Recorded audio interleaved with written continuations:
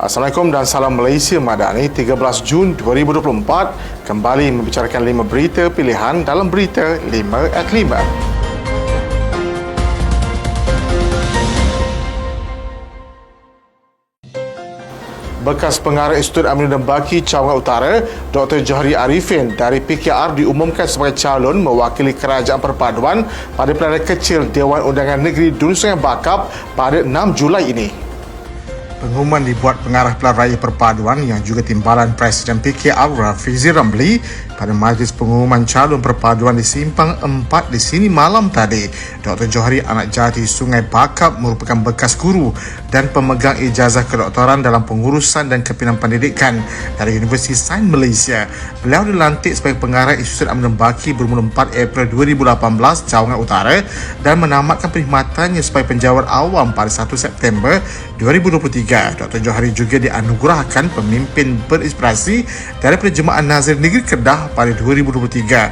Suruhanjaya Pilihan SPR menetapkan 6 Julai ini sebagai hari mengundi bagi PRK Sungai Bakap dan 22 Jun sebagai hari penamaan calon, manakala pengundian awal ditetapkan pada 2 Julai ini. Timbalan Perdana Menteri Datuk Seri Dr. Ahmad Zahid Hamidi berkata 5 orang guru yang masih menerima rawatan selepas terlibat dalam kemalangan bas persiaran di Jalan Kuantan Segamat Rompin Pahang Ahad lalu berada dalam keadaan stabil dan beransur pulih. Menerusi hantaran di laman Facebooknya, beliau berkata pegawainya Datuk Fazli Osman Marikan dan Sri Wani Sabtu mewakilinya untuk menziarahi guru-guru perkenaan hari ini. Beliau yang juga Menteri Kemajuan Desa dan Wilayah turut mengucapkan takziah kepada semua ahli keluarga mangsa yang terkorban dalam kemalangan itu. Beliau juga mengucapkan terima kasih kepada Jabatan Pendidikan Negeri dan Pusat Perubatan di Pahang, Johor dan Melaka yang memberikan bantuan segera dan kerjasama sepenuhnya kepada guru-guru yang terlibat dalam naas tersebut. Dalam naas jalan raya berkenaan 4 maut manakala 35 cedera selepas bas yang dalam perjalanan membawa rombongan sekolah kebangsaan SK Jeram Masjid Tanah Melaka ke Terengganu untuk menghadiri program penanda aras terlibat dalam kemalangan. Bas yang membawa 39 penumpang termasuk 2 pemandu dilaporkan terbalik di curun jalan yang selepas hilang kawalan dan merempuh sebuah trailer yang membawa muatan gulung besi. Ahli Dewan Undangan Negeri Dun Rim Datuk Kadira Abu Zahar meneruskan usaha murni menyantuni penduduk di kawasan melalui pelbagai program kemasyarakatan serta ziarah kasih.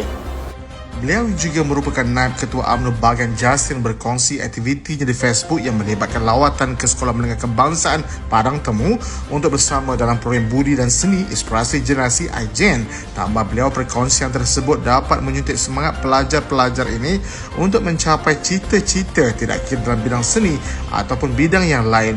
Beliau pada masa yang sama meluangkan masa menziarahi keluarga Allahyarhamah Sarah Baharom yang meninggal dunia akibat sakit tua. Dalam hantaran berbeza, beliau berharap keluarga Allahyarhamah bersabar dengan ujian yang menimpa dan mendoakan agar roh Allahyarhamah ditempatkan bersama hamba-hamba yang beriman.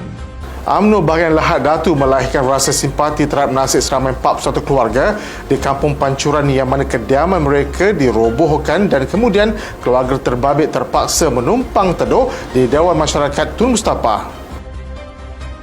Ketua UMNO Bahagian Lahad Datuk Syarif Musa Syarif Mabul meminta Kerajaan Negeri Sabah tampil menyiasat dan memberi pembelaan kepada mangsa-mangsa yang terlibat. Katanya, sebagai Ketua UMNO Bahagian Lahad Datuk, beliau amat bersimpati atas kejadian ini. Katanya, mereka yang menduduki Kampung Pancuran ini adalah bumi putra sah dan sebagai rakyat Malaysia, beliau merasa amat terkilan dengan tindakan keras sedemikian. Beliau menegaskan agar pihak berkuasa campur tangan dalam hal ini untuk mencari cara penyelesaian dan penempatan semula bagi penduduk Kampung Pancuran. Difahamkan perumahan tersebut dirobohkan kerana melibatkan tanah persendirian dan beliau meminta kerajaan negeri mengambil tanggungjawab atau menjadikan tempat tinggal sebagai pemindahan kepada mereka yang terlibat. Menteri Luar Negeri Datuk Seri Muhammad Hassan memaklumkan bahawa Malaysia dan Sepanyol telah bertemu dan berbincang mengenai pelbagai isu dua hala, serantau dan antarabangsa serta pergolakan di Gaza. Menerusi hantaran di laman Facebooknya beliau yang juga timbalan Presiden UMNO memaklumkan bahawa lawatan kerja hari kedua di Jordan dimulakan dengan pertemuan dua hala bersama Menteri Luar Negeri, Kesatuan Eropah dan Kerjasama Kerajaan Spanyol KYT José Manuel Álvarez Puno. Dalam pertemuan tersebut, Malaysia dan Spanyol telah bertukar-tukar pandangan mengenai pelbagai isu dua hala serantau dan antarabangsa yang mempunyai kepentingan bersama, terutama situasi di Gaza. Beliau juga bertemu dengan Presiden Republik Turki Recep Tayyip Erdogan dan mencadangkan juga agar hubungan dua hala kedua buah negara dipertingkatkan lagi, terutama dalam bidang perdagangan dan pelaburan. Untuk rekod, Menteri Luar Negeri Datuk Seri Muhammad Hassan tiba di Amman, Jordan pada 9 Jun lalu untuk lawatan kerja yang dijangka sehingga 12 Jun. Beliau juga telah mewakili Malaysia di persidangan peringkat 3 bertajuk Call for Action Urgent Humanitarian Response for Gaza yang dianjurkan bersama Raja Jordan Raja Abdullah II, Presiden Mesir Abdel Fattah al-Sisi dan Setiausaha Agung Pertemuan Bangsa-Bangsa Bersatu Antonio Guterres. Sekian daripada saya, Muhammad Saiful Muhammad Sahak. Jangan lupa temu janji kita Isnin hingga Jumaat jam 5 petang, 5 berita pilihan hanya di Berita 5 at 5. Assalamualaikum dan salam Malaysia Madani.